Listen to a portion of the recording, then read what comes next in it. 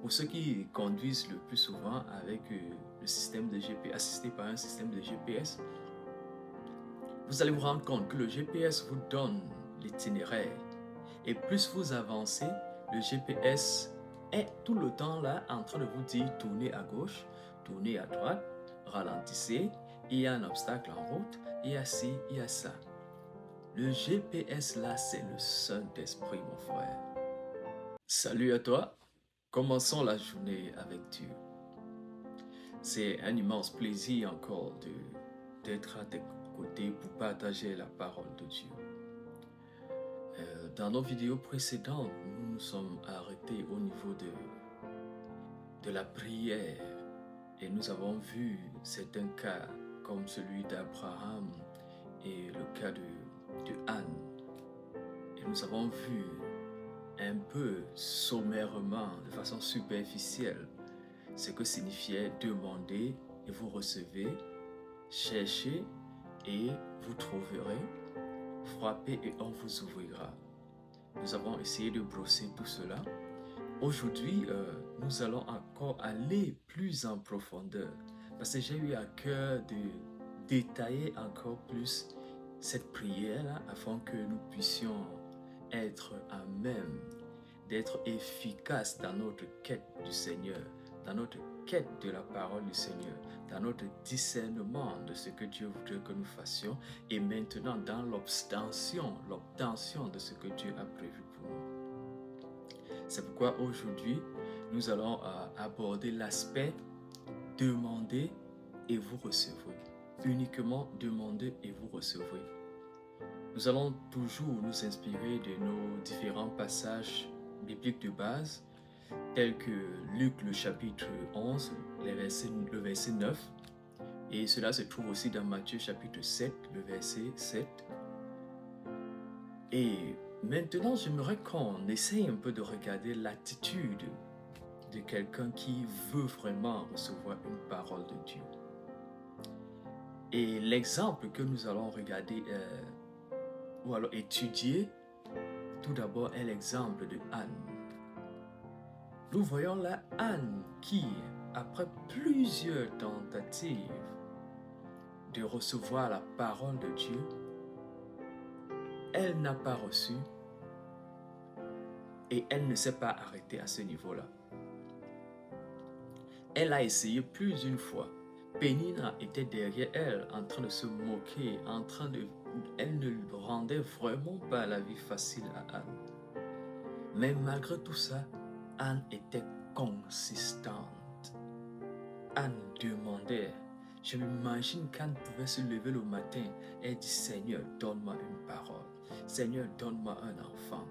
À midi, Seigneur, donne-moi un enfant. La nuit avant de dormir, Seigneur, donne-moi un enfant. Là, on voit la consistance. Quand tu veux recevoir quelque chose de Dieu, il faut être consistant. Et cela est encore illustré par la parabole du juge inique et de la veuve. La veuve était consistante dans sa demande. Je peux encore, essayons un peu d'imaginer, quand le juge se réveillait et qu'il s'asseyait sur son siège de jugement pour rendre justice, peut-être il recevait toujours une nouvelle que la veuve est là. Quelle veuve? La veuve qui était là hier est encore là au même moment, au même endroit. À force d'insister ainsi, il s'est dit, ah non. De grâce, il faudrait que je libère une parole pour que cette dernière cesse de venir m'importuner. Et c'est la même chose que Jésus a dit dans Luc le chapitre 19. Parce que l'ami importunait son autre ami, le simple fait qu'il importunait a poussé à ce que celui-ci ouvre la porte pour lui donner ce dont il avait besoin. Donc, juste un aspect ici, quand tu demandes, sois consistant.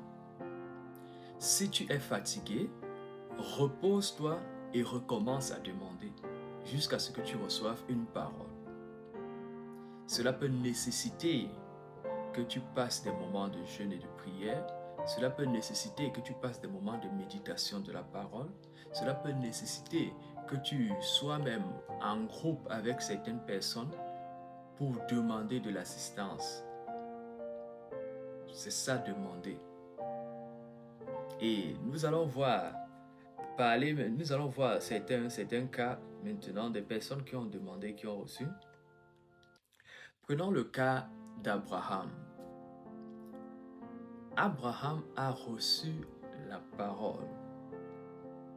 Entre le temps que la parole se réalise et le temps où il a reçu la parole et le temps que la parole se réalise, beaucoup de choses se sont passées.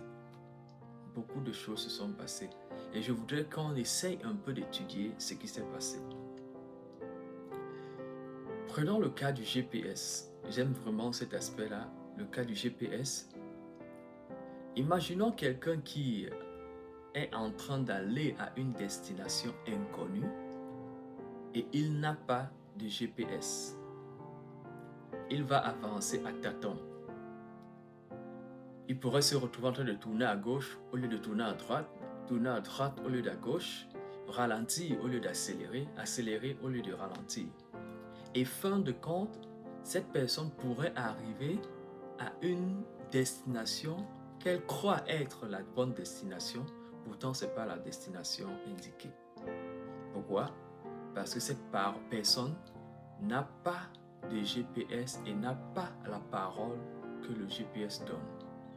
Pour ceux qui conduisent le plus souvent avec le système de GPS, assisté par un système de GPS, vous allez vous rendre compte que le GPS vous donne l'itinéraire. Et plus vous avancez, le GPS est tout le temps là en train de vous dire tournez à gauche, tournez à droite, ralentissez, il y a un obstacle en route, il y a ci, il y a ça. Le GPS là, c'est le Saint-Esprit, mon frère. Qu'il est beau et bon d'avoir le Saint-Esprit. Si tu n'as pas le Saint-Esprit, je te conseille vraiment de te placer dans la présence de Dieu et de prier, insister, disant Dieu, visite-moi avec le Saint-Esprit. Je t'assure, le Saint-Esprit est super. Donc, comme on disait tantôt, quand le chrétien a la parole n'est pas donnée une fois et puis elle ne l'assiste plus. Plus il avance vers la promesse, plus la parole est là pour le guider à gauche, guider à droite, ainsi de suite. Et en regardant le cas d'Abraham, quand Abraham s'approchait de la promesse, les hommes qui sont venus lui ont donné encore une parole. C'était la même parole que Dieu lui avait donnée au départ, mais cette parole avait déjà un délai, un temps. Cela nous pousse à comprendre que la parole que nous recevons de Dieu au départ, c'est la même parole que nous recevons au fur et à mesure que nous avançons vers l'accomplissement de la promesse, mais cette parole s'accompagne avec un délai. Quand le GPS te dit peut-être nous sommes à 100 mètres de la destination, nous sommes à tel mètre de la destination et directement tu vois le temps qu'il faudrait avoir pour atteindre la destination. Et c'est ce que Abraham ici a expérimenté. C'est ce que Abraham ici a expérimenté. Et revenons au cas de Anne. Lorsque Anne recevait les perturbations et autres de Pénina, elle ne s'est pas découragée, elle a continué jusqu'à ce qu'elle a reçu la parole. Et Abraham maintenant à son tour, je peux imaginons, nous sommes des enfants de Dieu, nous sommes des chrétiens. Un chrétien qui a reçu la parole, parce que nous allons parler de la différence entre un chrétien qui a reçu la parole et un chrétien qui n'a pas reçu de parole de Dieu. Un chrétien qui a reçu la parole venant de Dieu, quand il marche dans sa vie chrétienne, les gens autour de lui peuvent être en train de vivre des expériences. Ils peuvent être en train de réaliser des choses, mais lui, il garde dans son cœur la parole qu'il a reçue. Les gens peuvent être autour de lui en train de se moquer de lui, en train de dire, ah, tu n'es pas encore marié, ah, tu n'as pas encore de travail, ah, tu n'as pas encore d'enfant. Ils peuvent être en train de dire des choses. Mais comme Job, il peut sortir cette parole. C'est dans le livre de Job. Job le chapitre 19, le verset 25. Il peut dire, mais mon Rédempteur est vivant et je sais qu'il se lèvera le dernier sur la terre. Plus on t'accable de paroles, plus on t'accable de situations, toi tu te dis en toi parce que tu as reçu la parole. La parole, c'est pourquoi la Bible dit, la parole, ta parole est une lampe à mes pieds, une lumière sur mon sentier. Quand cette parole-là, oh mon frère, je t'assure, quand cette parole-là est avec toi, rien ne peut te distraire, rien ne peut te perturber autour de toi. Tu te focalises, tu te concentres sur ce que Dieu a dit de toi et ce que Dieu a dit qu'il fera en toi. Ça, c'est le premier aspect. Et je ne sais pas pour vous, pour moi personnellement, il y a des temps où je prends des moments de prière. Je suis devant Dieu, j'attends une parole de lui pour une situation quelconque. Mais voilà, Dieu, il décide de donner une parole qui n'a rien à voir avec la situation que je suis en train de traverser. Une parole qui n'a rien à voir avec ce que j'ai demandé. Mais pourquoi est-ce qu'il le fait? Tout simplement parce que nous, en tant qu'enfants de Dieu, nous devons tout d'abord défendre les intérêts de Dieu. Ouais, nous devons tout d'abord défendre les intérêts de Dieu. C'est pourquoi la Bible dit que nous sommes des ambassadeurs. Nous ne défendons que le royaume qui nous a envoyés. Et quand tu défends les intérêts de Dieu, c'est d'abord ça. Donc quand tu demandes à Dieu certaines choses, il te dit donne autre chose, il te donne autre parole. C'est parce qu'il voudrait te montrer la priorité, c'est de défendre les intérêts de Dieu. C'est pourquoi la Bible dit cherche premièrement le royaume des cieux et sa justice, et toutes autres choses te seront données par-dessus tout. Mais quand toi, tu décides de ne pas mettre les intérêts de Dieu devant, Dieu t'attend à l'endroit où, quand il pourra te parler, tu pourras comprendre. Ah ouais. Et pour certaines personnes, ça prend toute une éternité. C'est pourquoi nous pouvons voir des personnes qui passent toute leur vie sur terre sans savoir ce pourquoi Dieu les a appelés, sans accomplir ce pourquoi Dieu les a appelés. Et c'est vraiment triste de constater ça, mes frères, mes sœurs. C'est vraiment triste. Ça, c'était le cas de quelqu'un qui a reçu la parole. La parole l'éclaire sur son sentier. Jour après jour, la parole de Dieu retentit. Jour après jour, le Saint-Esprit qui est là comme notre GPS, la Bible dit qu'il est là pour nous guider, pour nous consoler, réconforter. Le Saint-Esprit est là, il te réconforte. Et bien aimé, frère, il peut arriver que même quand tu reçois la parole, tu oublies complètement que tu as reçu la parole. Durant le trajet, tu te fatigues, tu oublies tout complètement. Ça peut prendre 1 an, 2 ans, 3 ans, 4 ans. Mais un beau matin, le Saint-Esprit vient et te souffle la parole. Souviens-toi, tu avais reçu telle parole. Et là, tu te lèves, tu reprends courage et tu commences à avancer vers la réalisation de cette parole. La différence qui existe entre un chrétien fervent et un chrétien qui n'est pas tellement fervent réside au niveau de la parole que chacun a reçue. Quand quelqu'un reçoit la parole, durant toute sa vie, il mène sa vie en attendant l'accomplissement de cette parole. Il va jusqu'au bout en attendant l'accomplissement de cette parole. C'est pourquoi l'apôtre Paul pouvait dire qu'il bat, donne des coups, pas comme battant de l'air, parce que quoi? Il a un objectif à atteindre. lorsque quelqu'un a reçu la parole de Dieu, il a un objectif à atteindre. Et cette flamme-là brûle en lui. Cette flamme-là brûle en lui. Même si tu veux le décourager, il ne peut pas se décourager. Si tu veux l'empêcher d'avancer, et tu ne pourras pas. Pourquoi? Parce que la flamme brûle en lui. Ça ne dépend pas de lui. Il est comme cette vierge sage qui avait assez d'huile dans sa lampe. Cette huile-là, la parole brûle. Elle brûle, elle brûle. Et cette huile-là l'accompagne. C'est cela. C'est pourquoi, mon cher ami, s'il y a une chose que je te souhaiterais vraiment d'avoir cette année, c'est d'abord d'avoir le Saint-Esprit. Et deuxièmement, d'avoir la parole, de chercher à avoir une parole de Dieu. Parce que cela va faire la différence entre toi et les autres. Tu vas marcher ayant déjà un objectif, un but à atteindre. Alléluia. Alors, maintenant, prenons le cas d'un chrétien qui n'a pas reçu la parole. Un chrétien qui n'a pas reçu la parole est un peu comme ce verset qui dit « Et si le sel a perdu sa saveur, avec quoi la rendra-t-on » Un chrétien qui n'a pas reçu la parole de Dieu est comme un sel qui a perdu sa saveur.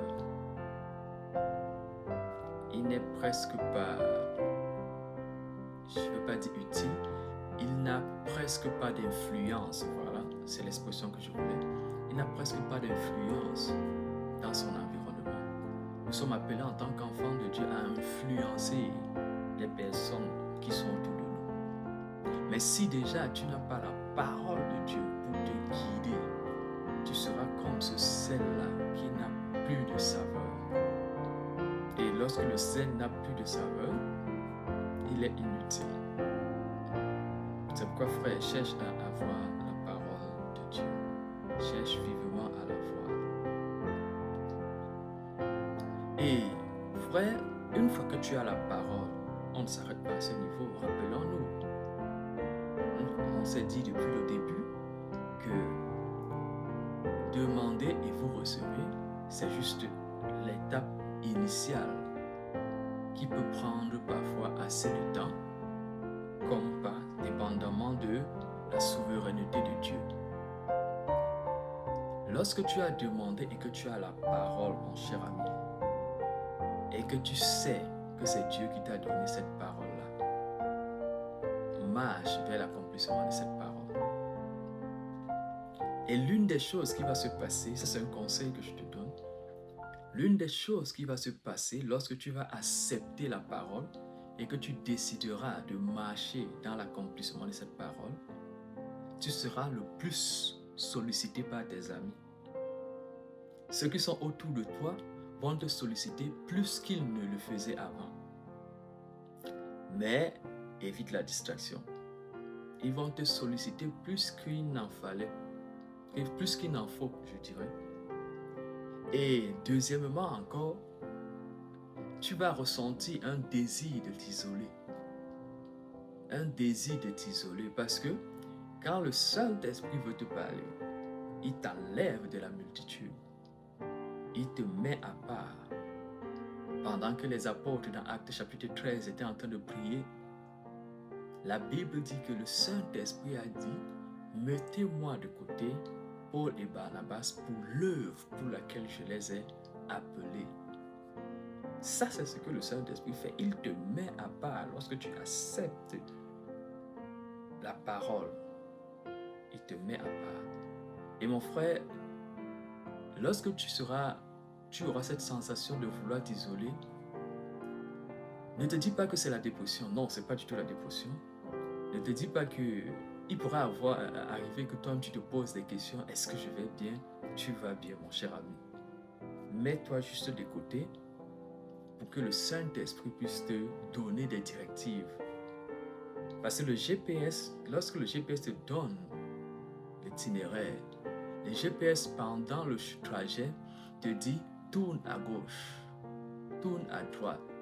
Et pendant que tu avances, le GPS, quand tu es surtout sur une trajectoire directe, Le GPS te dit, dans 10 minutes, dans 10 minutes, tu vas tourner à droite.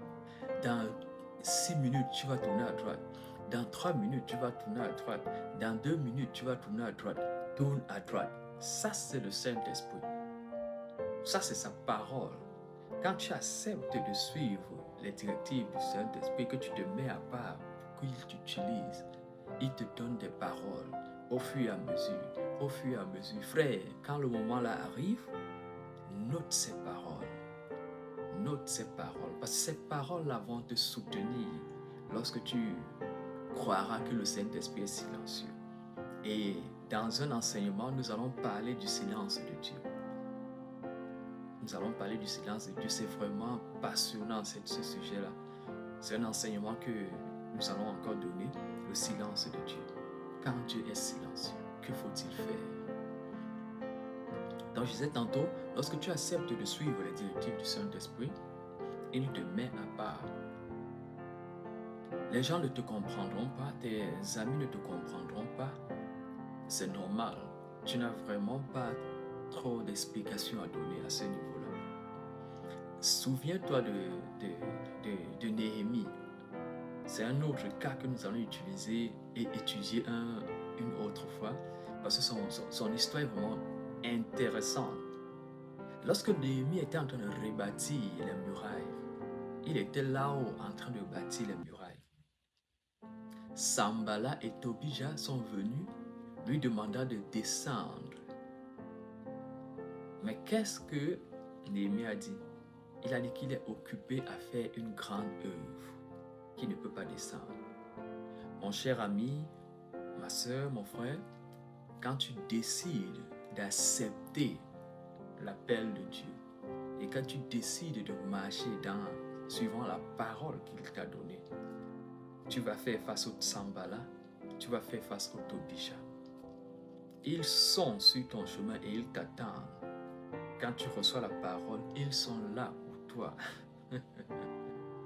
Ils sont là pour t'empêcher à atteindre cet objectif que Dieu a mis dans ton cœur. Mais je prie vraiment pour toi que le Seigneur te donne le discernement. Te donne le discernement pour que tu ne tombes pas dans le piège de Sanballat et de Tobija.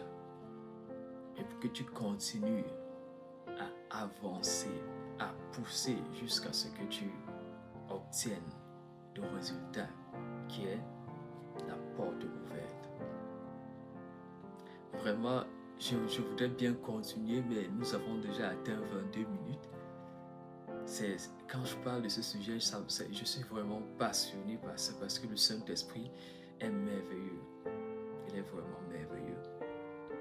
Alors, ceci étant dit, nous allons, dans la prochaine vidéo, nous allons parler du discernement. Du discernement. Comment discerner quand Tobija et Sanballat veulent te faire descendre? Comment discerner comme Abraham que ça, c'est Dieu qui est en train de passer? Comment discerner comme Anne que là, je suis en face d'Élie, le sacrificateur, je ne suis plus en face de cette Élie-là qui me prenait pour une femme ivre. Comment discerner tout cela? Et cet aspect de discernement-là, c'est ce que j'appelle, ou alors nous appelons chercher. Chercher, c'est ce discernement-là. Alléluia. Que le Seigneur te bénisse, mon frère, que le Seigneur te fasse du bien. Et je prie pour toi vraiment que le Seigneur te visite par son Saint-Esprit. Bien-aimé, quand tu as le Saint-Esprit, la vie chrétienne n'est pas ennuyeuse. Lorsque tu as le Saint-Esprit, la vie chrétienne n'est pas ennuyeuse. Lorsque tu as le Saint-Esprit, tu ne perçois plus la vie chrétienne comme les autres. Il y a certes des difficultés, mais tu as là un consolateur qui est là tout le temps pour te dire: ne crains rien, courage, je suis avec toi. Ne promène pas des regards inquiets, car ton Dieu, c'est moi. Et j'ouvre devant toi une porte que personne ne peut fermer. Ah, le Saint-Esprit, c'est son travail, mon frère. C'est son travail et il veut le faire dans ta vie. Il veut le faire dans ta vie, mon frère, ma soeur. Il veut agir dans ta vie. Invite-le. Vraiment, prions avant de finir. Désolé d'avoir pris un peu plus de temps. Prions avant de finir. Seigneur, je te prie pour ton fils, ta servante, oh Dieu, qui te sert et qui est passionné par toi, oh Dieu, mais qui n'a pas encore ton Saint-Esprit. C'est de la même manière que, oh Dieu, Ananias pouvait, oh Dieu, Seigneur Père, prier pour Paul, pour qu'il reçoive le Saint-Esprit. Je te prie, Seigneur Père, oh Dieu, que toi seul tu visites ton peuple, oh Dieu, que tu accordes le Saint-Esprit. Visite cet homme, cette femme qui m'écoute, oh Dieu, qui a soif de toi, qui veut te connaître, oh Dieu. Visite par ton esprit, oh Dieu, au nom puissant de Jésus. Merci parce que tu es fidèle au nom de Jésus. Sois béni, mon frère. Je ne voudrais pas m'arrêter, mais je vais m'arrêter à ce niveau. Sois béni et à très bientôt. Que le Seigneur te fasse du bien.